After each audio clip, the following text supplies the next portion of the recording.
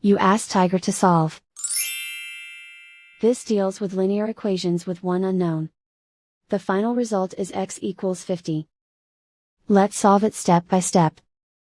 Group all constants on the right side of the equation. Subtract 3 from both sides. Group like terms. Simplify the arithmetic.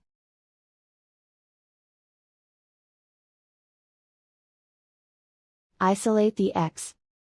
Multiply both sides by inverse fraction 5 over -1.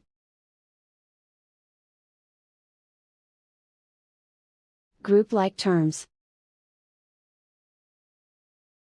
Multiply the coefficients. Simplify the arithmetic.